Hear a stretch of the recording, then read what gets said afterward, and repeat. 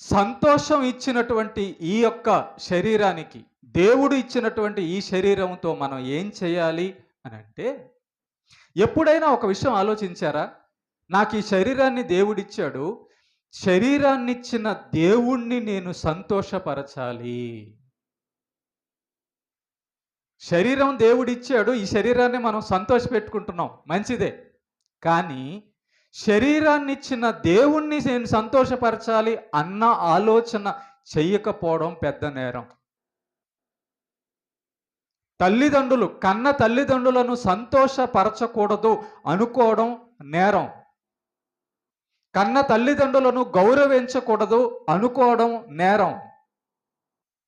నీ తండ్రిని, జన్మనిచ్చిన నీ తండ్రిని, పుట్టించిన నీ తల్లిని, తండ్రిని నువ్వు సంతోషపరచకుండా బాధ పెడితే అది న్యాయమా? నీ తల్లిదండ్రులు నువ్వు బాధ పెడితే నీకు సంతోషం వస్తుందా? మరి దేవుడు చేసిన ఈ శరీరంతో దేవుణ్ణి సంతోష పెట్టాలన్న ఆలోచన మనం చేయాలి కదా. దేవుడు మనకి ఇచ్చాడు, సంతోషపడమన్నాడు. కానీ మనం మాత్రమే సంతోషపడదామా? దేవుణ్ణి కూడా సంతోషపెడదామా? పంట ఇచ్చాడు, ఆ పంట తిని మన వరకే సంతోషపడదామా? పంట ఇచ్చిన దేవుణ్ణి స్తుతించి సంతోషపెడదామా? శరీరం ఇచ్చాడు, ఈ శరీరంలో సుఖం మాత్రమే అనుభవిద్దామా? ఈ శరీరం సుఖం, ఆనందం పొందడానికి కారణమైన దేవుణ్ణి కూడా పరచదామా? ఎలా సంతోషపడతాడు దేవుడు? జాగ్రత్త వినండి. ఎలా సంతోషపడతాడు దేవుడు?